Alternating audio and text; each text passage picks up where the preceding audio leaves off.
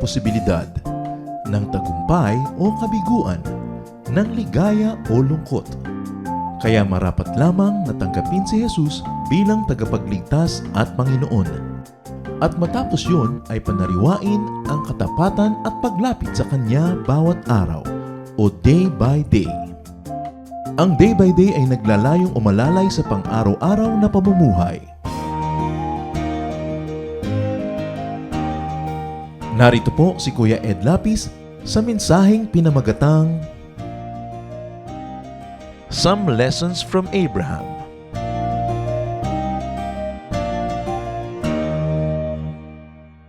Paano po ba tayo nagre-react kung merong mga di magagandang nangyayari sa mga taong maituturing nating masasama naman? Sa katunayan, paano tayo magre-react kung merong dilubyo na nangyayari sa mga taong ayaw natin o kinaiinisan pa nga? O lalo na mga taong gustong-gusto natin na sila ay magdusa o maparusahan. Yan po ang tema ng ating munting pag-aaral mula sa buhay at ilang kabanata ng buhay ni Abraham. Some Lessons from Abraham. At ang nawa ang mga pag-aaral na ito nga ay maging patuloy na kaliwanagan ng ating buhay. Genesis 18:1-2. The Lord appeared to Abraham near the great trees of Mamre while he was sitting at the entrance to his tent in the heat of the day. Abraham looked up and saw 3 men standing nearby. When he saw them, he hurried from the entrance of his tent to meet them and bowed low to the ground. Nawa pagpalain tayo ng Panginoon sa mga salitang ito at sa mga susunod pa. So sa pantalang napakainit ng panahon at alam niyo po ang Middle East ay disyerto, kaya talagang napakainit. Sa kainitan na yan ay sa kalagitnaan ng araw ay may 3 dumating na mga hindi kilala itong si Abraham. At ang kanyang unang ginawa ay dali-dali siyang tumayo at sinalubong niya ang mga ito at siya ay nagpatira pa sa lupa, yumuko ng ubod lalim. It was really the Lord, accompanied by 2 angels. So the Lord made a personal appearance to Abraham, and Abraham paid the strangers great respect. Verses 3-5 of the same chapter, Genesis 18. He said, "If I have found favor in your eyes, my Lord, do not pass your servant by. Let a little water be brought, and then you may all wash your feet and rest under this tree. Let me get you something to eat so you can be refreshed, and then go on your way. Now that you have come to your servant." "Very well," they answered, "do as you say." Agad-agad naman itong si Abraham na nag-alok ng kanyang hospitality. Now, it's very important in ancient times to be hospitable to strangers because there were no hotels, there were no restaurants. So technically, if you were traveling in a foreign land, you are really weakened. You are considered a very weak person, far from the protection of your family, and also far from food supply and even from shelter. Kaya napakahalaga yung hospitality. Genesis 18:6-8. So Abram hurried into the tent to Sarah. "Quick," he said, "get 3 seahs of fine flour and knead it and bake some bread." Then he ran to the herd and selected a choice tender calf and gave it to a servant who hurried to prepare it.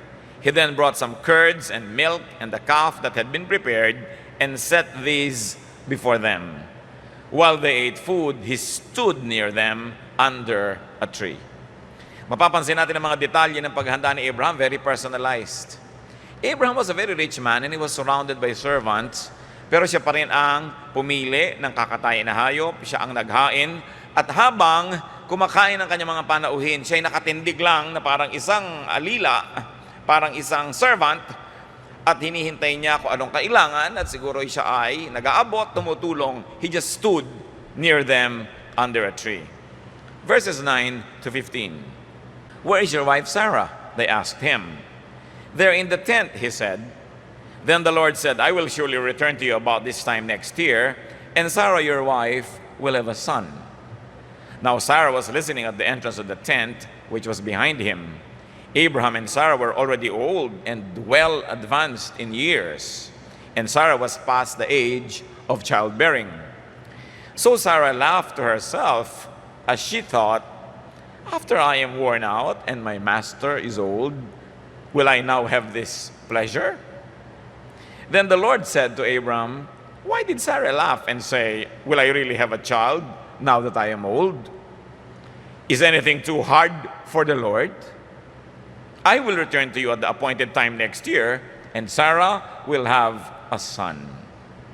Sarah was afraid, so she lied and said, I did not laugh. But he said, yes, you did laugh. So the Lord promised a son to Sarah. Magandang topic, but not our main topic now. Genesis 18, verse 16. When the men got up to leave, they looked down toward Sodom, and Abraham walked along with them to see them on their way. Matapos ianyayahan ang mga tapanauhin, matapos paglingkuran at pakanin, ngayon ihahatid pa ni Abraham hanggang hangganan ng kanyang lupain, hinahatid-hatid pa niya. This is supreme etiquette, good manners. Alam nyo, pagka kayo'y bisita ng isang tahanan, kung paano pagpapahalaga sa inyo, kung hanggang saan kayo hinahatid. Kung nakaupo yung host nyo, aalis ka na, o sige, bye-bye, ni hindi tumayo, alam mong yun lang ang pagtingin sa'yo. Liban na lang, talagang napakapalagay na ng inyong loob na hindi nyo na kailangan ng sobrang ceremonious manners. Pag hinatid ka hanggang pintuan, may pagpapahalaga, pero hanggang baba ng bahay o hanggang bus stop o parking lot, hinatid ka pa, alam mong talagang may pagpapahalaga sa'yo. At kung hanggang bahay mo sumama pa, talagang ayaw nang humiwalay. Alam mo, ugali natin mga Pilipino, katulad dito mga tao sa Biblia, kasi pare-pareho tayong mga taga-silangan, maintindihan natin ang mga ibig sabihin ng ginagawa nila. So he walked along with them. Hindi madaling gawin yon sa init ng araw at sa tindi ng init ng panahon. Mas masarap na mag-goodbye ka na lang sa pintuan mo at lumakad na sila dahil babalik ka pa mag-isa, mainit. Genesis 18:17 to 19. Then the Lord said, shall I hide from Abraham what I'm about to do? Naisip ito ni Lord nung naglalakad na si Abraham. So kung nag-goodbye na lang sa pintuan, tapos na. No? Dahil sumama pa, naisipan pa ni Lord, paglilihiman ko pa ba ito? Itong Abraham na to? Abraham will surely become a great and powerful nation, and all the nations on the earth will be blessed through him.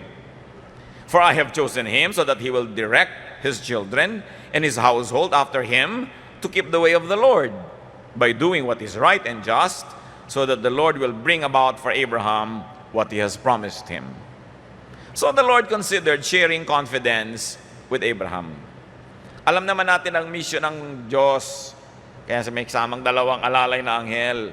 Sisiya sa atin niya kung totoo ang mga sumbong tungkol sa kasamaan ng Sodom, lungsod na malapit kay Abraham. Kaya siya naparaan dito kay Abraham sa kanyang tent bago siya nakarating sa pupuntahan. Genesis 18:20 to 21. Then the Lord said, the outcry against Sodom and Gomorrah is so great, and their sin so grievous, that I will go down and see if what they have done is as bad as the outcry that has reached me. If not, I will know. So dito pa lang nakikita natin yung mga ibinubunyag ng Biblia tungkol sa karakter ng Diyos. Nakikinig siya sa mga sumbong. At may mga nagsusumbong tungkol sa kasamaan ng mga tao sa Sodom. Parang much later din, nakinig siya sa mga sumbong laban naman sa pang-api ng mga Egyptians sa mga Israelites. Kanya titingnan ko kung gaano na nga ba talaga katalamak ang kasamaan na ito. Nakita rin natin sapagkat si Abraham ay nagpasya na haba-habaan pa ang pakikipag-fellowship sa Diyos, nasabihan siya tuloy ng isang bagay na kung hindi niya pinagtiyaga ang samahan niyo sa paglalakad, ay hindi na sana niya malalaman pa. Kaya dapat hindi ka agad-agad bumibitaw sa Panginoon kahit inconvenient, kahit mainit o maginaw. Yung huwag kang laging nagmamadaling umuwi, huwag kang nagmamadaling bumitaw, tapusin ang iyong pakikitungo sa Kanya, tapusin agad ang iyong dasal. Dahil sa hinaba-haba, nakakaisip pa siya ng paraan kung paano ka papagpapalain. As we have seen in the verses. So the Lord revealed His fact-finding mission to Abraham. Genesis 18:22 to 25. The men turned away and went toward Sodom, but Abraham remained standing before the Lord. Tatlo ang dumating, sapagkat si Abraham ay nandun at hindi siya umalis sa harap ng Panginoon. Yung dalawa na lang naunang lumakad, naiwan pa ang Panginoon dahil nandun pa rin naman si Abraham. Nakita nyo na habang gusto nyo makipag-fellowship sa Diyos, di kayo lalayasan, nandun pa rin siya. Kadalasan tayong unang-una nagpapaalam. Kung hindi ba sa prayer lang, kayo naman talaga nagsasara, amen, good night, tulog na. Pero kung gusto nyo panghabaan, nandun pa siya. So, ang tao habang gusto pa niyang nandun ng Diyos, nandun pa rin ang Diyos. So nagpaiwan pa ang Panginoon at yung dalawa na una. Verse 23, Then Abraham approached him and said, Will you sweep away the righteous with the wicked? What if there are 50 righteous people in the city? Will you really sweep it away and not spare the place for the sake of the 50 righteous people in it? Far be it from you to do such a thing, to kill the righteous with the wicked, treating the righteous and the wicked alike. Far be it from you. Will not the judge of all the earth do right? Sa tagal ng pakikitungo nitong si Abraham, natansyanan niya kung papaano siya kikilos at magsasalita sa harap ng Panginoon. Abraham remained standing before the Lord. Remember, kanina, Abraham was standing to serve. Now, he has earned the right to stand before the Lord and engage the Lord in a very intelligent exchange. Sabi niya, di naman yata gagawin ng isang tulad ninyo ang sinabi ninyo. Tutupukin nyo ang lahat, isang buong lungsod. Paano kung merong 50 mabuti man lang doon? Ibig nyo sabihin, kalilimutan nyo na lang yung 50 sa galit nyo doon sa iba? Naku, malayong gawin nyo ito. Hindi nyo ito gagawin. Sinapsychologize pa ngayon itong si Abraham ang Diyos, no? What is important here, brothers and sisters, is that Abraham engaged God. What can we learn? That we can engage God. Hindi nakakatakot mga tuwiran, hindi nakakatakot ilapit ang mga bagay, kasi kahit naman hindi nyo sabihin ng inyong bibig, nabunyag na rin sa Panginoon yung inisip nyo eh. So pwede kang magsabi, I don't think that that is the right thing to do. You are the judge of all the earth. Hindi naman siya pinarusahan eh. But remember, he earned the right to stand to engage God because earlier he stood to serve. Ngayon, kung wala ka naman ka-service, engage ka pa ng engage, no? Baka malasing ka sa buhay niyan. So, nagsiserve siya. Sa pagsaserve niya, gusto mong sabihin na nagkapalagayan sila ng loob kahit paano dahil naglakas ng loob itong si Abraham eh, na sabihin yung ganung mga bagay. Genesis 18:26, the Lord said, okay, if I find 50 righteous people in the city of Sodom, I will spare the whole place for their sake. So Abraham directed the conversation. Nakita ninyo? You know why we can do this? Because man was created in God's image. No matter how damaged we are, there is the spark of the divine in each one of us. Because we were created in God's image. And that image of God, the Spirit of God that lives in our hearts, can engage the living God. Binigyan tayo ng Panginoon ng ganung pribilehiyo na makipagtalastasan at makipanayam sa Kanya. Not as foreigners, because the divine is in us. Yan din yung sinasabi ni Jesus na the kingdom of God is within you. Yung sinasabi sa Corinthians that you are the temple of the Holy Spirit. Because the Spirit of God lives in you. At pag atin pong natanto yung pribilehiyo na yon, yung kagandahan na yun ng katotohanan, makikita natin na maaari tayong makipagtalastasan sa Diyos. Hindi ka laging nangangayupapa, hindi ka laging takot, lalo't wala ka namang sukat, ikatakot at atraso para itago. No? So Abraham directed the conversation. Siya na ang nag-guide kung saan pupunta ang usapan. Sinabi niya, kung may 50 ba, sisiraan niyo pa rin? Sabi niya, sige, kung may 50, hindi na. Yung number na ibinigay niya, ang number ngayon na pinag-uusapan nila. He was leading the agenda. No? And God acceded. Nagbigay. No? Nagbigay, nagparaya. Sige, sabi ganon, kung may 50, hindi na natin gagawin ito. Genesis 18:27-28. Then Abraham spoke up again. Now that I have been so bold as to speak to the Lord, though I am nothing but dust and ashes, what if the number of the righteous is 5 less than 50? Will you destroy the whole city because of 5 people? Huh? If I find 45 there, he said, I will not destroy it. Bantayan niyo ang usapan, napakaganda nito. Sabi niya, paano kung hindi 50? 45 lang. Kulang lang ng 5. Dahil lang sa 5 kulang, papatayin niyo na ang lahat. Naging 5 na lang ngayon yung kulang. No? Pinag-uusapan 5 na lang. 5 na lang yung kulang, papatayin niyo pa. You see how it was being channeled by Abraham. Sabi naman ni Lord, o sige, kung may 45, ligtas na silang lahat. So Abraham with sublime etiquette bargained. Yung di man dapat, sabi niya, though I am nothing but dust and ashes. May equivalent tayo sa ating culture niyan, yung di man dapat. Magsalita na po, di man dapat. Di man po karapat dapat. Kundi man, kaya nauso yung kantang kundi man ako ibigin. Kung hindi man ako kaibig-ibig, tapunan mo na rin ang konting pagtingin at kahabagahan ng iniluluhog na pag-ibig. Yung etiquette, no? Yung ganda ng pagsasalita, no? Ng mga taga-silangan. Sabi niya, di man ako dapat, tatawad na rin ako. Sabi niya ganon. At sabi naman ng Panginoon, o sige, kung may 45 na mabuti, pwede na. Once more nagbigay ang Diyos. Verse 29. Once again he spoke to him. What if only 40 are found there? He said, for the sake of the 40, I will not do it. No? Genesis 18:30 to 33. Then he said, may the Lord not be angry, but let me speak. What if only 30 can be found there? He answered, I will not do it if I find 30 there. Abraham said, now that I have been so bold as to speak to the Lord, what if only 20 can be found there? He said, for the sake of 20, I will not destroy it. Then he said, may the Lord not be angry, but let me speak just once more. Huling tawad. What if only 10 can be found there? He answered, for the sake of the 10, I will not destroy it. When the Lord had finished speaking with Abraham, he left, and Abraham returned home. Bakit natapos ang usapan? Tinapos din ni Abraham, sabi niya, huling tawad na po. Hindi ang Diyos ang nagsabing, sobra ka na. Tama na yan. Siya nagsabi, tama na po, huli na. Alam niyo ang nangyari sa kasaysayan, ha? Walang nakitang 10. Dapat sinabi mo kay Abraham, ba't hindi mo nalang sinabing, wag na lang niyang gawin? Pumayag na ng pumayag eh. Naka-6 na payag na. Di ba? Pero siya ang nag-limit sa sarili niya. Huling tawad na lang po. Hindi naman siya pinapagalitan eh. Anong lesson natin yan mga kapatid?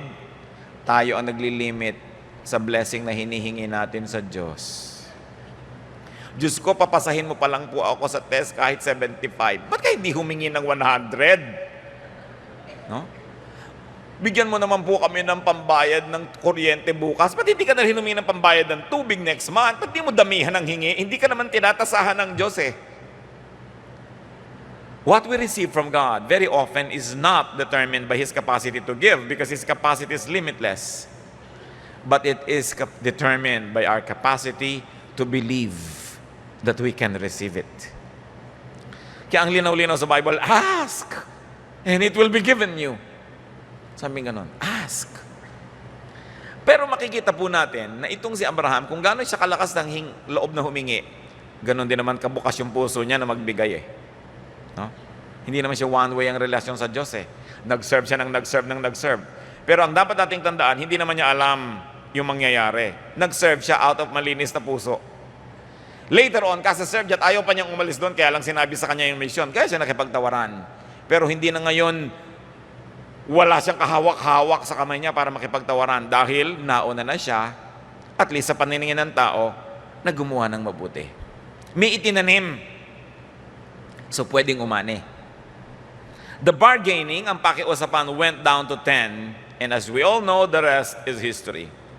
What are some lessons to be learned from Abraham at this episode?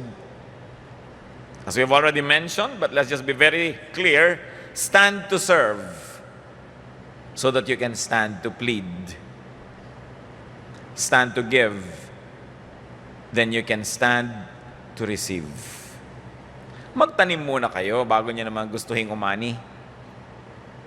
Sa katunayan, yung tanim ng tanim, kahit hindi iniisip umani, aani rin yun eh. Kasi the law of agriculture is that when you plant, you will harvest. Mas marami kang tinanim, mas marami kang pwedeng anihin. Obviously, God was pleased with Abraham's courtesy. God was very pleased with Abraham's hospitality as to agree to become his guest. Nakita niyo yung gradation, yung pag-improve ng kwento. Una, pumayag siyang tumuloy sa tahanan ni Abraham. Pangalawa, he blessed Sarah.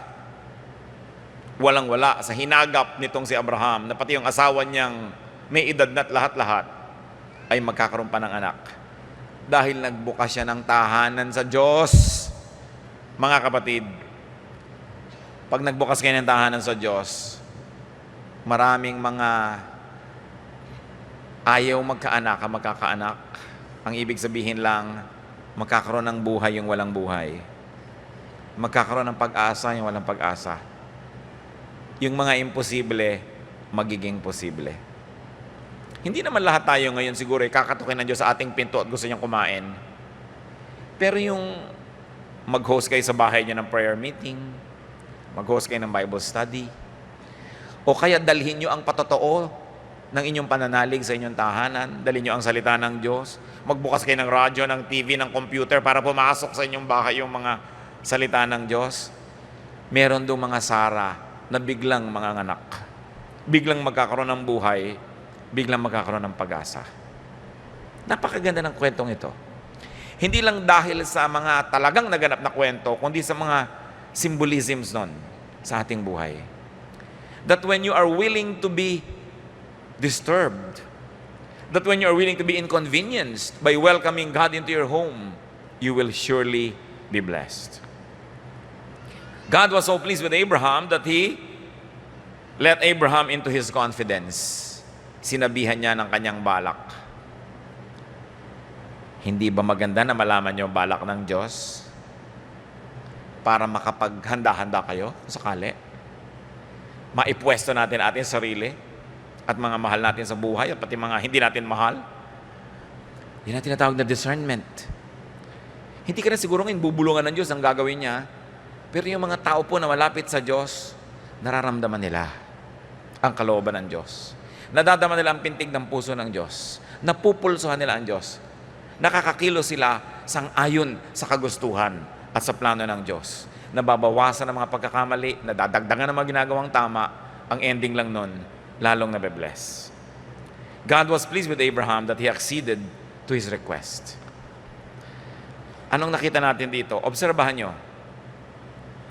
Kung bibilangin natin, kung magiging technical tayo, bagamat di ko laging ipinapayong gawin nyo to, but for now, just for fun, bilangin natin ang mga ginawa ni Abraham para sa mga bisita. 1, he hurried to meet the group. Pwede naman niya huwag pansinin eh. Number 2, he bowed low. Pwede namang i-meet lang niya, pero huwag na siya mag-bow. Number 3, he invited them to refresh and eat in his tent. Number 4, he served them while they were eating. He actually prepared what they ate, and he served it personally. And then after they have eaten, he walked along with them. 6. Ilang tawad ang ginawa niya? Una, 50. Tapos 45. Tapos 40. Tapos 30. Tapos 20. Tapos 10. 6. Parang itinakda na kung anong itinanim niyang kabutihan, yun ang aanihin niya. Pero di ba kulang ang 6? Sa Bible, 7 perfect eh. May isa pa siyang kulang. Siguro dapat nagpabaon siya. Magbaon pa kayo. No? Kung Pilipino siya, may pabaon ito, 7 to. No? Kaya ngayon, hindi na siya nakatawad ng 0. No? May kulang yung ginawa niya, may kulang din yung tawad niya. Pero hindi yan doktrina. Yan ay dahil lang sa aking makating isip. No? Na binilang-bilang kung kailan yung ginawa niya, binilang kung kailan yung tawad niya, tugma naman, 6. Merong bilateral symmetry. Kung sana 7, naglakas loob pa sana siyang, huwag nyo na lang ituloy, kahit 0. Kasi alam nyo, kung babasahin nyo yung kasaysayan, yung 2 anghel nagpunta doon, napunta sa bahay ni Lot, yung pamangkin ni Abraham. Nung ngayong papasabugin na itong lungsod na ito, pauulan na lang asupre at lahat-lahat, sabi kay Lot, sino bang mga kasambahay mo? O ang asawa mo, mga anak mo? May mga manugang ka ba? Sino pa mga taga rito na ituturing mong miyembro ng iyong tahanan? Dalhin nating lahat. Yung mga anghel din gusto makasampo. Ha? Kaya hindi, kayo na lang ba? Wala na bang iba? Basahin nyo. Naghahanap pa sila. Who else will you count as member of your household and will take them? Gusto nila rin makasampo. Alam nila yung nangyaring tawaran. Sabi di siguro 2, ito naman kasi Abraham na to. Di na lang sinabing wala na lang. Wala 4 lang yung umalis. Kasi yung mamanugangin, mga ayaw magsamahan. Akala nila nababaliw itong kanilang bibyananin. At yung asawa, di ba, lumingon pa, naging isang posteng asin. Kaya konti lang yun nakaalis. Pero hindi ng kwento natin ngayon. Ang napakahalaga, no? Una, Abraham did not really give so that he could get. Ang linis ng kalooban niya sa pagbibigay. So, huwag natin kalimutan yon. Isa pa na lesson, ano ang ating lesson number 1 kay Abraham? Anong unang-unang lesson? Stand to serve. Stand to serve. Always do good. Hindi nyo alam kung kailan nyo kailangan mag-withdraw. So tuwing kaya nyo, mga kapatid, mag-deposit kayo na mag-deposit. Hindi nyo alam kung kailan nyo kakailanganing mag-withdraw. Number 2, be good to the weak. Yung weak dito represented by God and the two angels. You might say, on all counts, they are not weak. But from the point of view of Abraham, they were strangers, they were weak. If you were not hospitable to them, they would have nothing to drink or eat. They would probably starve or they would die in the heat of the desert if you won't give them shelter. Be good to the weak. Hebrews 13:2. Do not forget to entertain strangers, for by so doing, some people have entertained angels without knowing it. May mga anghel pa nung panahon ng Hebrews. At naniniwala ako hanggang ngayon, meron pa niyan.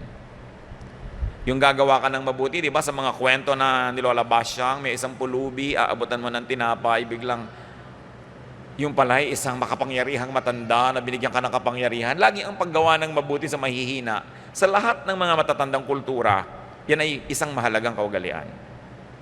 Huwag tayong gagawa ng mabuti doon lang sa malakas na pwedeng magbigay sa atin din, sapagkat hindi dumarating yung mga anghel na nagpapanggap na malalakas. Lagi silang nagpapanggap na mahihina, mga may sakit, mga pulubi, no? Mga kawawa. Huwag kakalimutan gumawa ng mabuti sa mahihina. Kaya nga ang sabi ng Panginoon sa ikinuwento niya na parallelism sa Matthew 25:40, the king will reply, I will tell you the truth, whatever you did for one of the least of these brothers of mine, you did for me. Ano man daw ang gawin natin doon sa pinakamaliit, pinakamababa sa ranggo ng mga tinuturing ng Panginoong Hesus sa kapatid, ibig sabihin mga lingkod, mga kasama sa pananalig, sa pananampalataya, ano man ang gawin ninyo para sa mga lingkod na ito, sabi ni Jesus, aariin ko na sa akin yung ginawa. So akong may utang niyan, ako ang magbabayad niyan. Isa pa pong leksyon mula sa maiksing kwentong ito, intercede for people. Especially intercede for the godly. That's what Abraham did.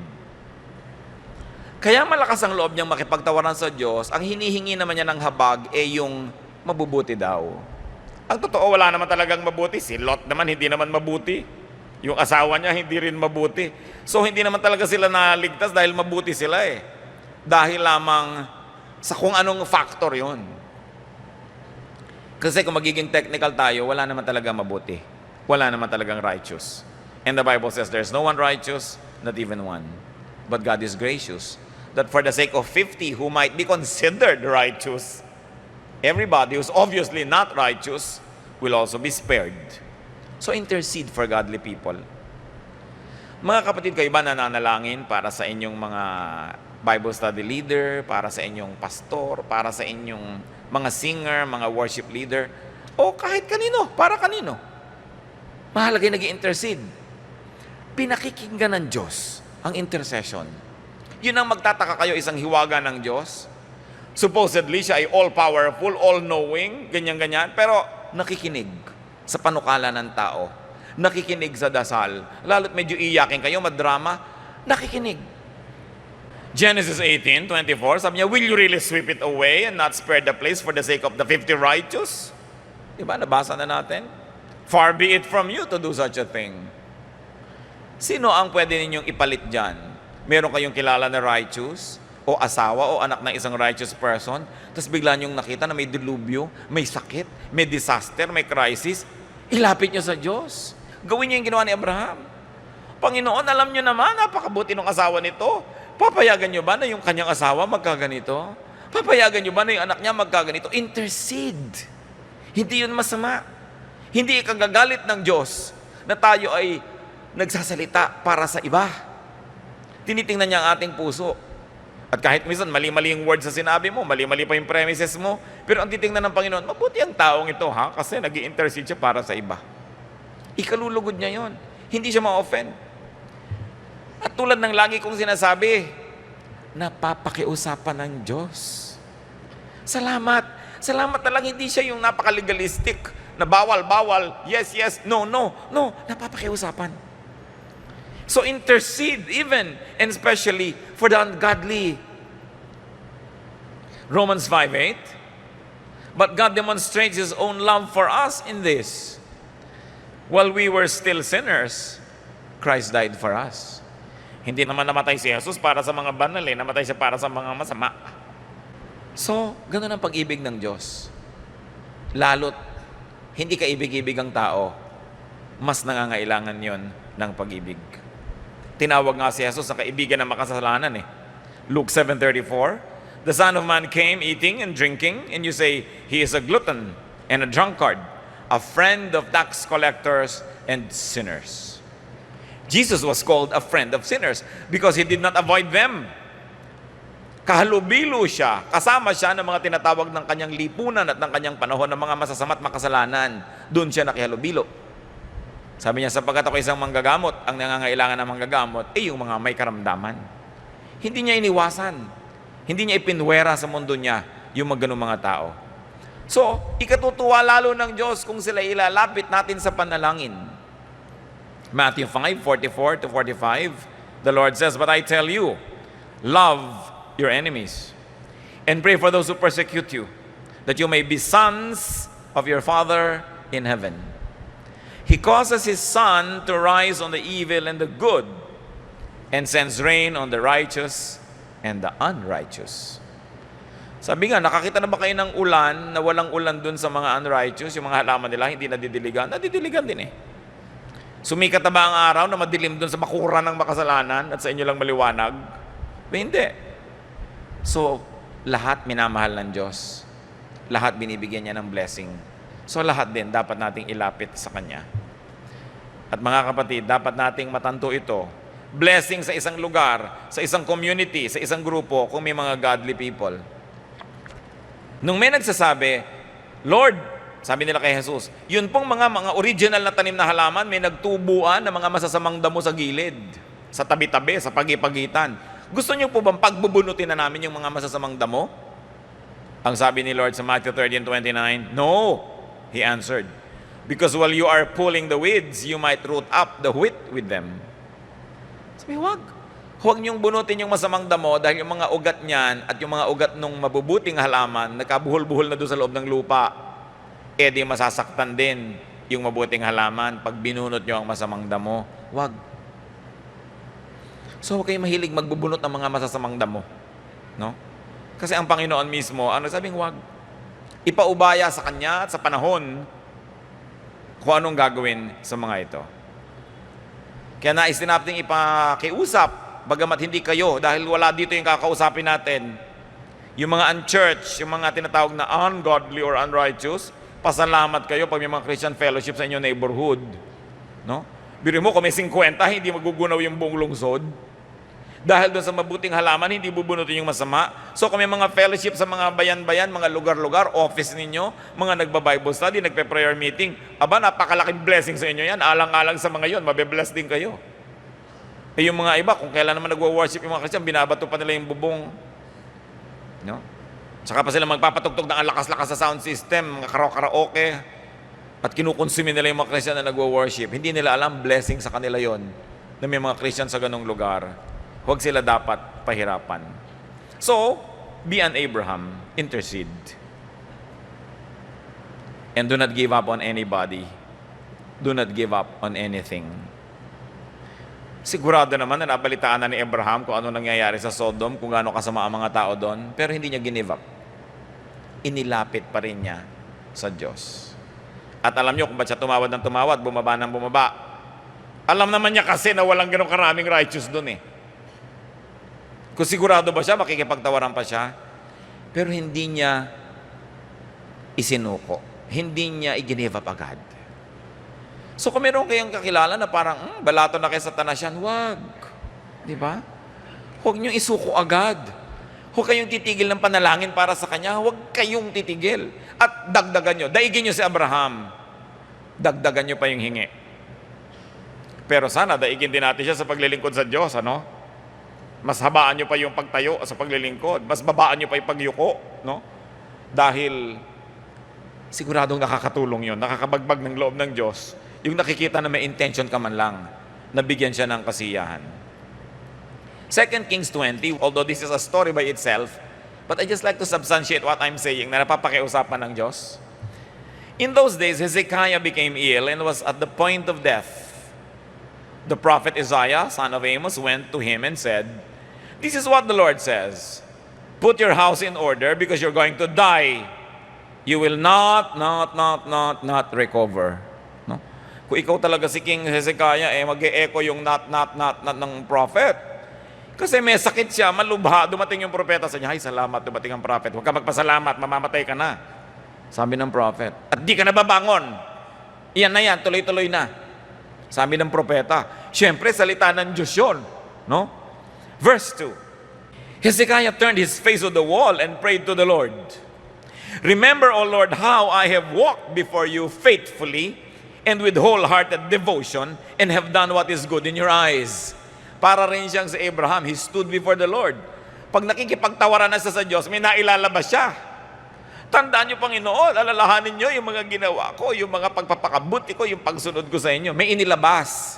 Kung kayo ba makikipagtuusan sa Diyos, may mailabas man lang kaya. No? May inilabas. Alalahanin ninyo ang lahat ng aking mga pagsisikap, ang aking debosyon.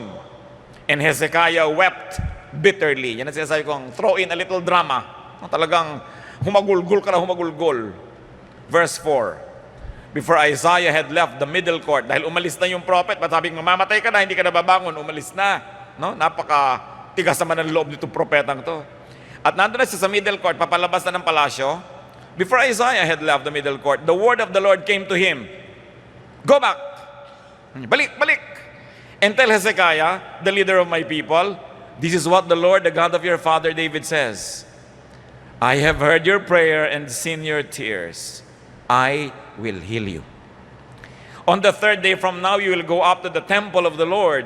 I will add 15 years to your life, and I will deliver you and this city from the hand of the king of Assyria. I will defend this city for my sake and for the sake of my servant David." Tinaningan na eh.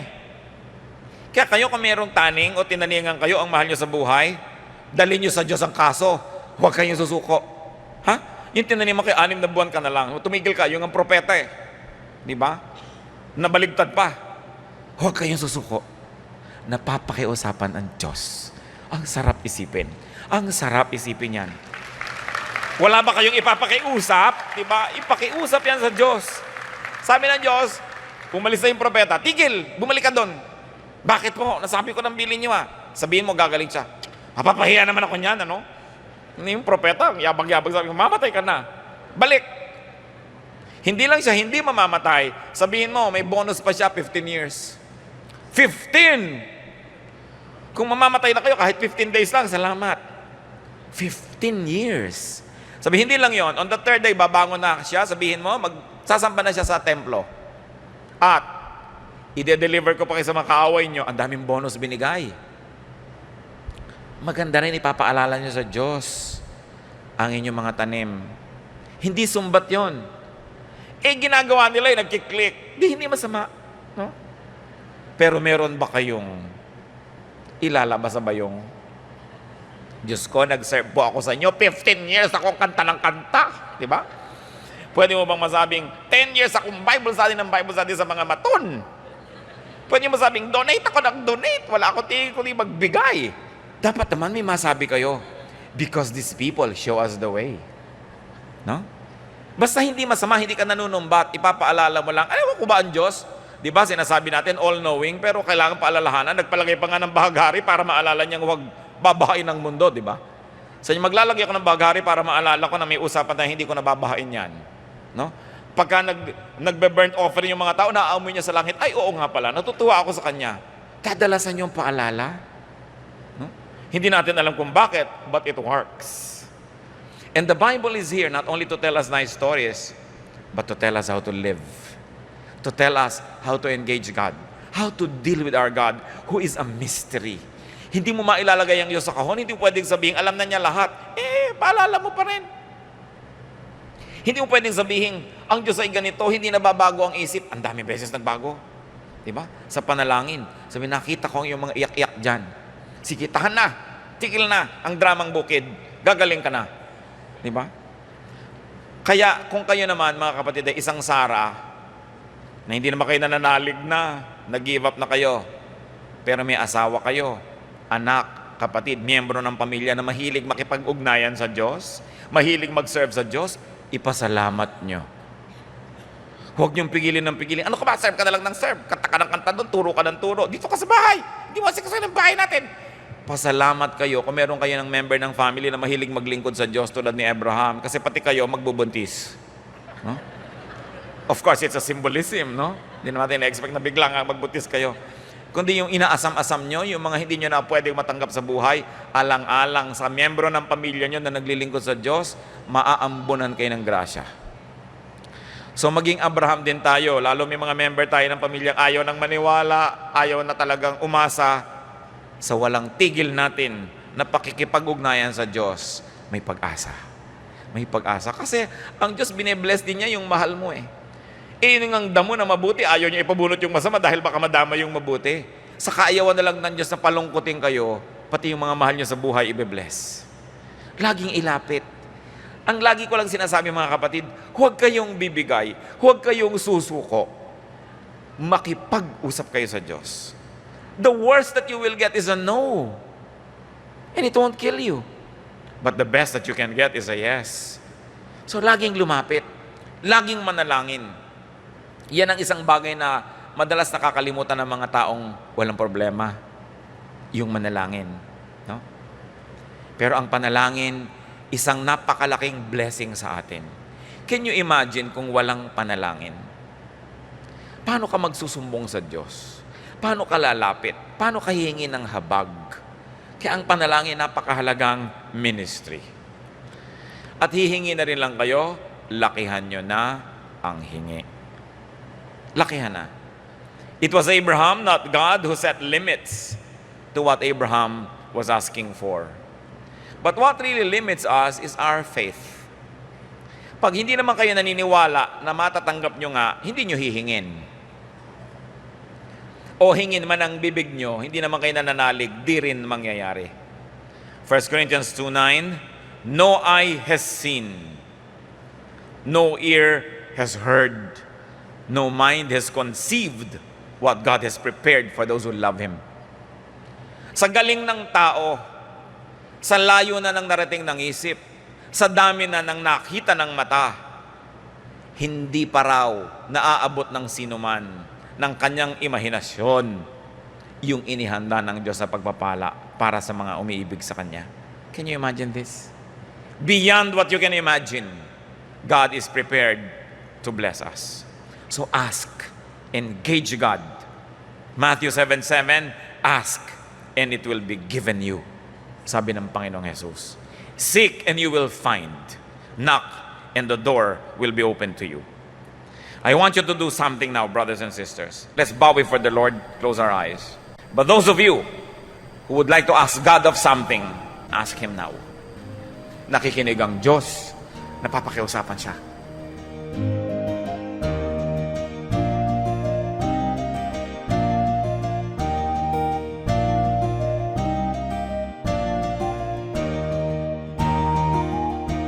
Ang katatapos pong mensahe ni Kuya Ed Lapiz ay pinamagatang Some Lessons from Abraham.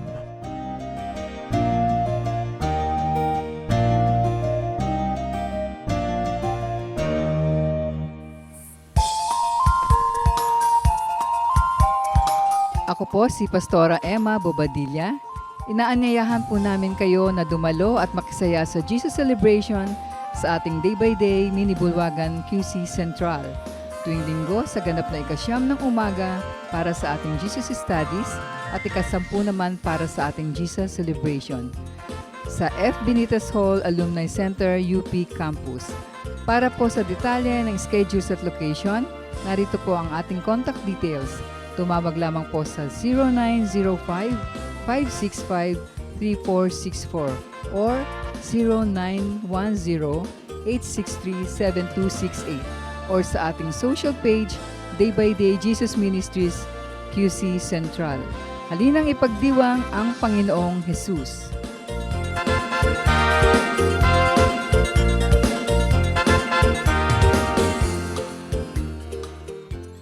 Napakarami pong kayamanan ng ating bayan at kuminsan hindi naman karapat-dapat na magkaroon tayo ng napakaliit na pagtingin sa ating sarili. Nangyayari lang yon kung hindi natin kilala ang ating nakaraan, hindi natin kilala ang mga kayamanan ng ating bayan na nagpapaganda sa atin pong lahi. Kaya naman dapat natin kilalanin ang nakaraan, ang kasaysayan, at ang mayayamang mga pamana sa atin ng ating mga ninuno. Ang mga hiyas po ng ating lahi, ang mga kayamanan ng ating bayan ay binubuo ng maraming bagay. At isa na rito ang musika. Ang musika ay salita daw ng kaluluwa. Ang musika ay napakabisang paraan upang ipahayag ang ating damdamin, ang ating mga pangarap at ang ating mga pagpapahalaga. Sa Pilipinas po, ang musika ay paraan ng pagpapahayag ng mga espiritual na bagay. Ang mga Pilipino kapag gumagawa ng musika kadalasan ay upang sumamba. Kaya tayong mga Pilipinong Kristiyano ay dapat lamang na mag-aral ng mga tugtog ng ating bayan at gamitin naman natin ito sa pagsamba sa Panginoong Hesus. Dapat nang bawiin ang musika ng Pilipinas mula sa kung ano-anong mga paggamit na hindi ayon sa kalooban ng Panginoon. At ito naman ay dapat ialay sa paanan ni Jesus upang lalong makadagdag sa marami, makulay at magagandang paraan ng pagpapahayag natin ng ating pananampalataya. Ang musika ng bayan, hiyas ng lahi, hiyas ng bayan. Narito at ating pakinggan ang mambayo, mga tunog ng pagbabayo ng palay na may kasamang mga awit mula sa mga kalinga.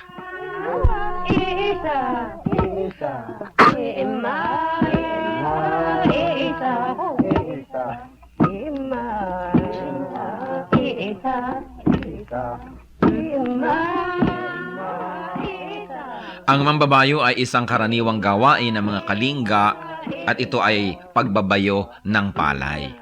Gayunpaman, ito isinasagawa sa sari-saring estilo at pamamaraan ayon sa idinaraos na okasyon, halimbawa ay kasal o kaya ay may mga kinalaman na seremonya sa mga patay o mga libing. Ang mambayo ay sinasaliwan ng awit tulad ng naririnig natin.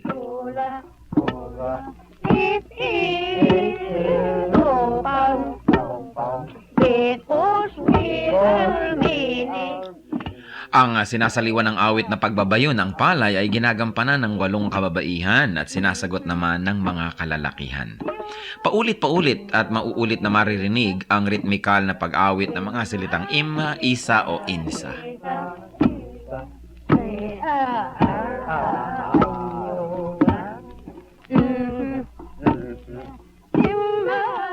Kasabay nito ang kanilang pagbabayo.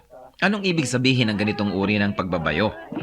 Pagbabayo ng palay na hindi lamang ang dahilan o ang gustong mangyari ay makapagbayo ng palay, ito rin ay isang bigkis panlipunan.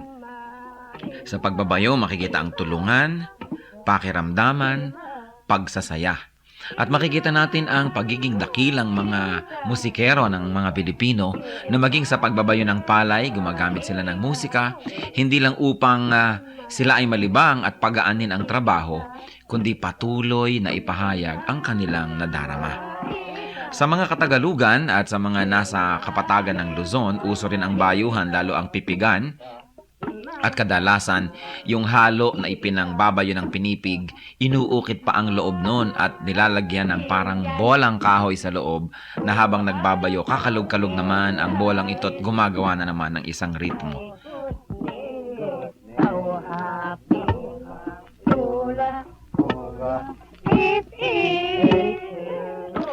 Yan po ang mambayo, ang pagbabayo ng palay na may saliw ng mga awitan ng mga kalinga. Ano po ang maaari nating matutunan sa kayamanang ito ng ating lahi? Na ang bawat gawain natin ay maaaring saliwan ng musika. lalong-lalo naman ang pagsamba natin sa Panginoon, ang ating mga paglilingkod, na sa paglalagay natin at paglalapat ng musika, hindi lang gumagaan ang ating trabaho, kundi na ipapahayag din natin ang ating damdamin. Musika ng bayan, kayamanan ng ating lahi, hiyas na dapat makilala at ingatan.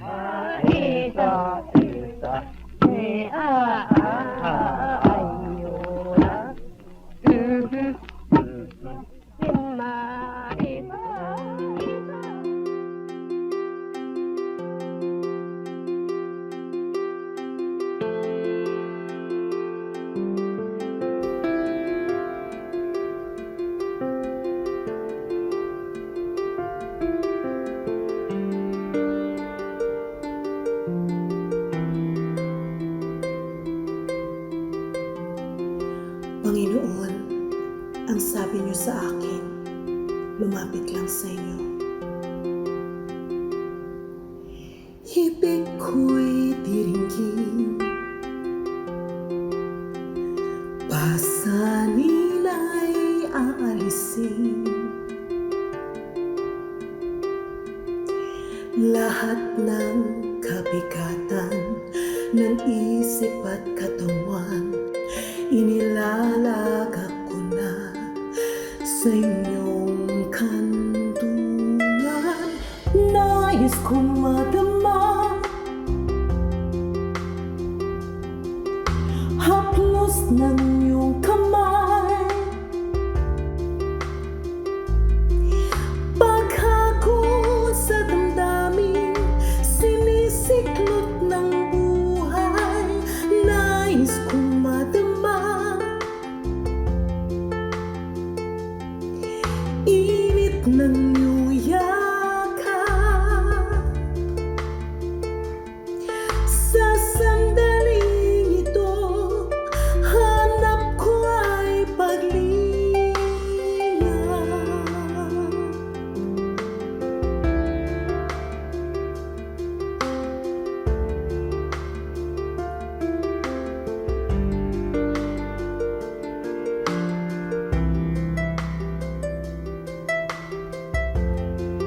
Panginoon, tinatanggap ko po ang inyong paanyaya.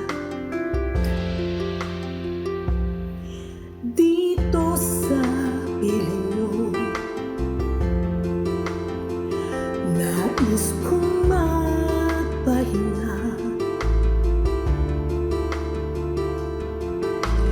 Ang pagod kong puso naghahanap ng ligaya. Lapatan mo ng lunas, bigyan ng pag-asa. Nais kong madama haplos ng iyong kamay, paghakot sa damdamin, sinisiklot ng buhay. Nais kong madama init ng iyong yakap. Sa sandaling ito, hanap ko ay paglinga.